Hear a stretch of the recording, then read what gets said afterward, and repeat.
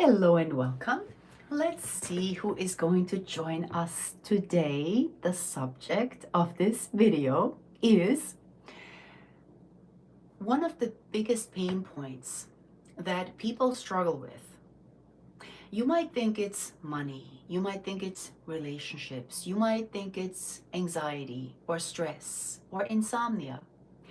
What I've discovered is one of the biggest pain points so many people, and you would never know this because it isn't noticed obviously, but it sort of brews underneath the surface.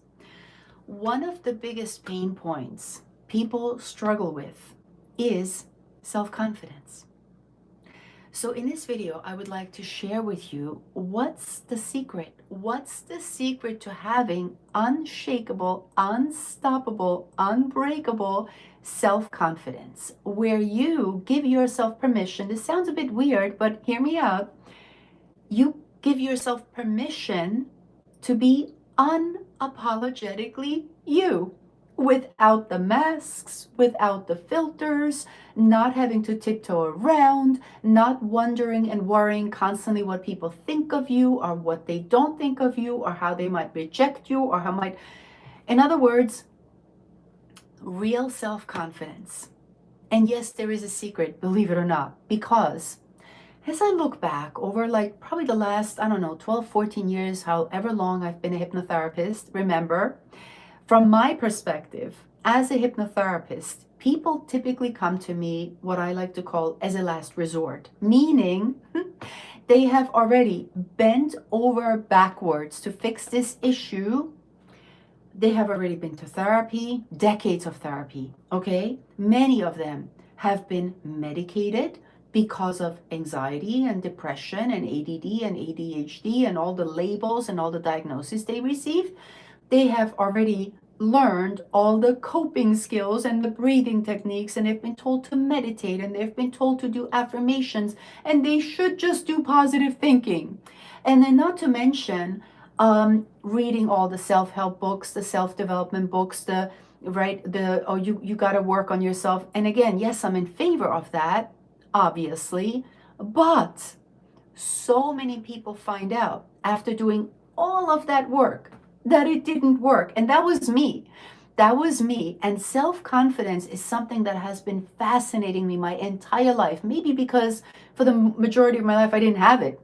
Like I was obsessed with human psychology and behavior and what is it that causes some people to just like walk into a room and they feel like they own the room, even if they don't, and other people spend their entire life tiptoeing around. Like wait a minute, what's the difference? Is it because they have a better title? Is it because they have a bigger education? Is it because they went to the right college? Is it because of their status? Is it because of power? Is it because of their parents? Is it because of a kick-ass last name like Urban? No. Is it because of their beauty? Is it because of other people approving? No, no, no, no, no. Those are what it seems like that is what should give you self-confidence. It never works. Regardless of the income, the finances, the status, the power, the accomplishments. You know how many people tell me, you know what, when I get into that school, then I will feel happy and confident. When I have children, then. When I retire. Like, that literally is kicking the can further down the road. It doesn't work because it's not about something outside of you that will give you confidence. It cannot. It has to come from within. And that is exactly where it starts, because what if I told you, so let me just go back. So people come to me as a last resort because none of those things worked. And then all of a sudden they spend some time with me and it does work. You don't say, why? Why does hypnotherapy work or I should just speak about my method, the Urban method, because I can tell you just very simply, because all those traditional, tactical, technical things, they speak to your mind. Sounds good. But none of those things speak to what controls your mind, and that's your subconscious. And so when a person lacks self-confidence, what I already know without even having had a conversation with them yet. I already know that in their subconscious, there are stories and beliefs and thoughts and conflicts as to the person deep down fundamentally believing that they're not good enough, or that there's something wrong with them, or that they're not worthy of love, or that, when they fix this thing about them, then they will be allowed to be part of society. So, and remember, that is in their subconscious. In other words, you can't fix what you don't understand. So as a hypnotherapist, what I do is I show them, we literally bring light into the darkness so that you can understand, wait a minute, not what's wrong with you. That's the wrong question. What happens to you? And I promise you, and this is something I've learned about human beings, every single human being was born with 1,000 megawatts of self-confidence. But, you ready for this one? But self-confidence was shamed out of us. And so what do you think something like that will cause in a human being? People who work hard, who are super intelligent, who are bright, who are generous, who their head is in the right place, yeah, because when you were a child, remember, you have no power. You depend on the people around you for survival, for literally everything. And when you're a child, you don't even get to live your life. You get to live other people's lives and what they expect of you.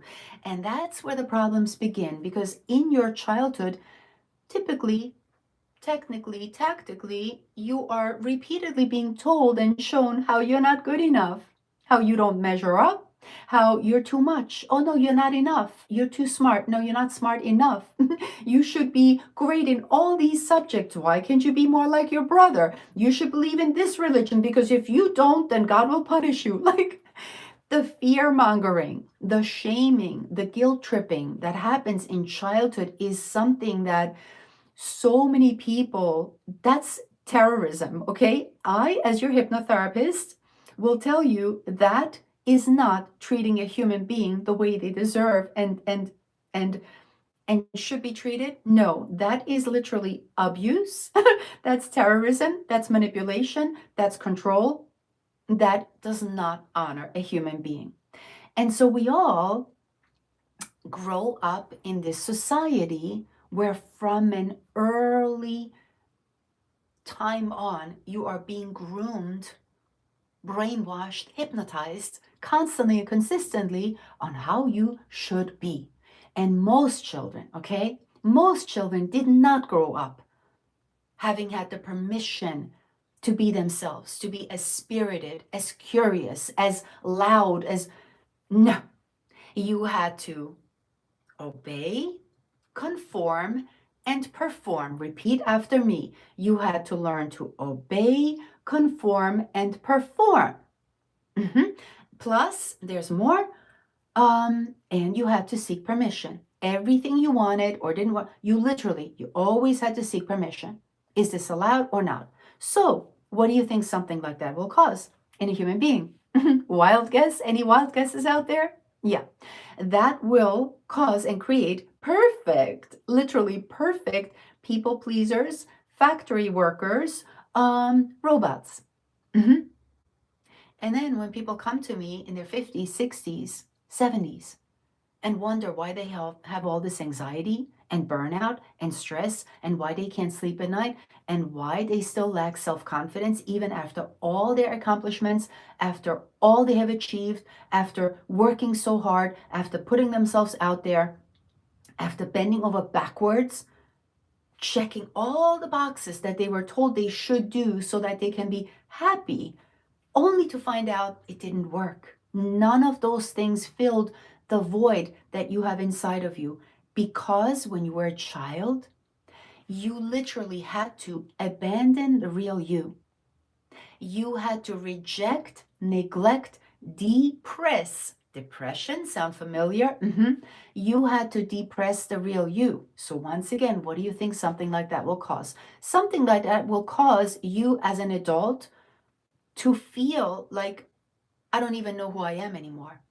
Well, congratulations. That's actually a very healthy, intelligent statement that you can say, because how could you possibly know who you are if your entire life was lived to cater toward others, to please your parents, then to please your relatives, then to please teachers, then to do the right thing by your friends, then comes religion, then comes politician, then come commercials, then come Hollywood, then come advertising, because every single commercial reminds us that we're not good enough. We're driving the wrong car. Wait a minute, that's last model. I love to do this experiment.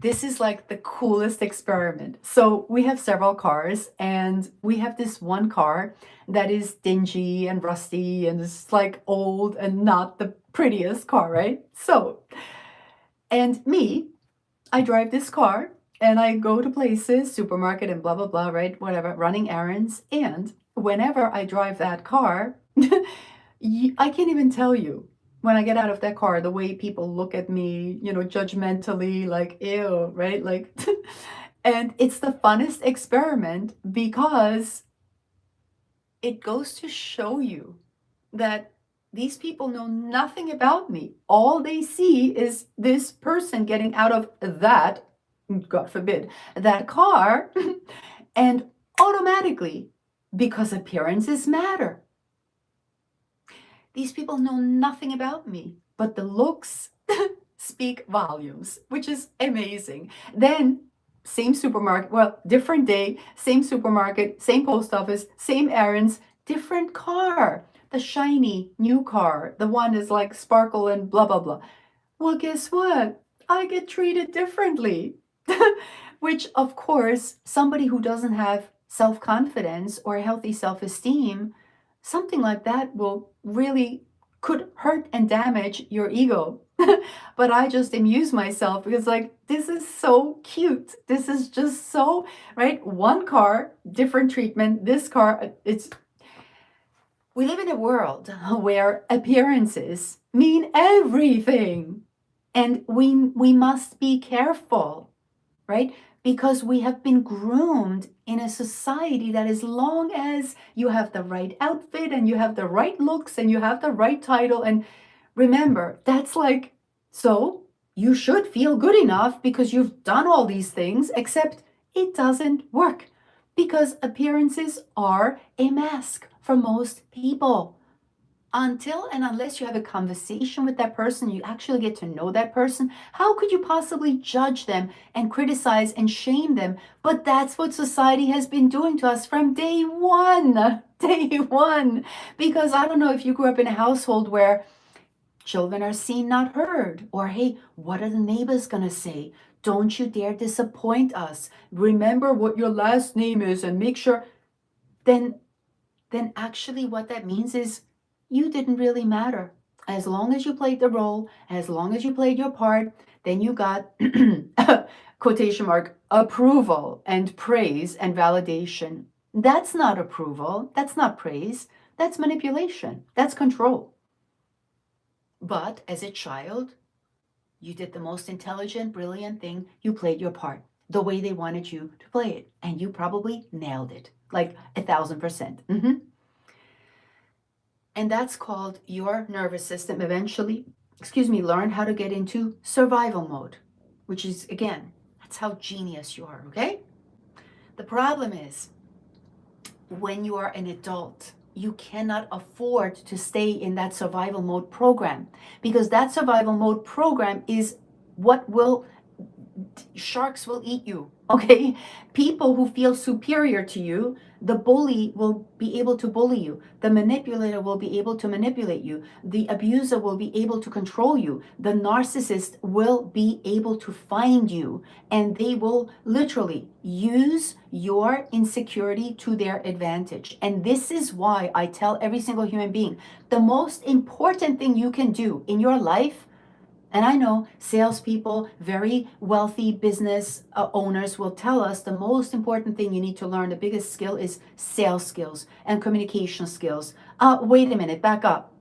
What good are those sales skills and communication skills if I, inside of me, don't feel good about who I am? And if I don't have the ability to influence myself? None of those skills matter if I don't know how to apply them powerfully and properly so that I can finally be the adult, the authority in my life, and no longer allow myself to be distracted by people who don't even care about me. So many people, smart, brilliant, intelligent, beautiful, inside, outside, beautiful people, struggle with fear of rejection, fear of abandonment, fear of what if they don't like me, constantly seeking approval, desperately. Why? Because of this childhood wound that is still working on them. That's why. So, the most powerful, incredible, magical thing you can ever do for yourself is no, not read yet another self-help book that tells you that you should do positive thinking and you should have positive habits and you should have time management tools and organization. Yeah, cute. Very, very cute. It sounds so like obvious. That again, those things, they are obvious, yes. But again, if inside you don't feel good about who you are as a person, and if inside you're living with a lot of fear and guilt and shame and regret and insecurity and feeling inferior, we got to start there. That is number one. And when you fix that, you fix everything. Your income goes up, your relationships improve, your health radically improves. Literally, as a person, you suddenly step into your power. And that's what I want for you. Make sense? So if this resonates, right? And then again, as a hypnotherapist, so many people will complain to me that they have all this anxiety and all this stress and they keep procrastinating and self-sabotaging. Here's why. There's nothing wrong with you, but you are still letting childhood programming control your adult life. And I'm not accusing you because you can't fix what you don't understand or you don't know. First step is we got to bring awareness. Notice what this lack of self-confidence is causing you in your life and costing you. And only when you realize that there's a big price to pay and it's not pretty, and when you realize that I'm done, like I no longer want to live as this inferior me that tiptoes around, people pleasing everybody, constantly wondering and worrying, what are people thinking of me? What if they don't like me? No. You're using so much precious energy on something that is actually yours. So child archetype. Yes, child archetype is powerless, helpless, often abused, at the mercy of their environment. 100%, absolutely. And sometimes that environment can be nice and sometimes not so nice, if you know what I mean. As an adult, okay, you've got to completely flip the script. Now, I'm not telling you what you have to do, but I would recommend it highly because remember, as an adult, where you are the authority in your life, your responsibilities are up, everything is up to you. You get to make the decisions, you get to call the shots, you get to realize the stakes. And as an adult, if you're truly willing and ready to step into that power, that means responsibility. Realize, hey, wait a minute, how is my life working? Right? The ability to respond. Yes, I did have a lot of trauma. Yes, my childhood wasn't. So are you willing to now do the work that it takes so that you can feel fully in your power? It's called accountability. It's called responsibility. It's called understanding the trauma didn't happen to punish you or to damage you. There's some unfinished business there. The trauma happened so that you can take your power back and understand that no, that thing can no longer have a hold on you. You get to make that decision today. And when you do, that's when you begin to feel that self-confidence that has been missing, your self-esteem, your self-worth, and nobody and nothing can ever tell you what what your worth is or whether you're good enough or not. You get to make that decision. And again, when that happens, that is a magical moment. That's a magical day. Because when you make that switch, that's when all of a sudden you can, that's when happiness, fulfillment, joy, and you will also get to recognize who are the people in your life that deserve you, that deserve your attention, that deserve your energy. You no longer cater to everybody. You no longer try to be liked by everybody. Because that, again, I don't recommend it. That creates neediness. And it's very cringe. And people who act needy, everybody can feel that they feel insecure. And those are the people typically that get taken advantage of, because those are the people that typically seem like easy bait. Make sense? So again, by the way, to fix this, you do not need decades of therapy or talking to somebody, okay? You just need to get to the core of this issue so that you can understand not what's wrong with you, but what happened to you. And then when you change the perspective and you get to see how that shaped you and how that moved you and how that created who you are today and gives you the realization you can change it, that's when your life starts to change. And that's when all of a sudden the anxiety goes bye-bye. You can sleep like a baby again at night. You wake up excited, full of joy and gratitude, most importantly about yourself. And that is what I want for every single human being. So I hope that this resonated with you and most importantly helped you see that there is nothing wrong with you. Okay? You don't need to be fixed. You're not broken. You're not lazy. You're not crazy. Again, this is what childhood programming did to you. And you can change it if you don't like it. So that you can walk into that room and you can own that room with these important people, which is what you are. I'll see you next time.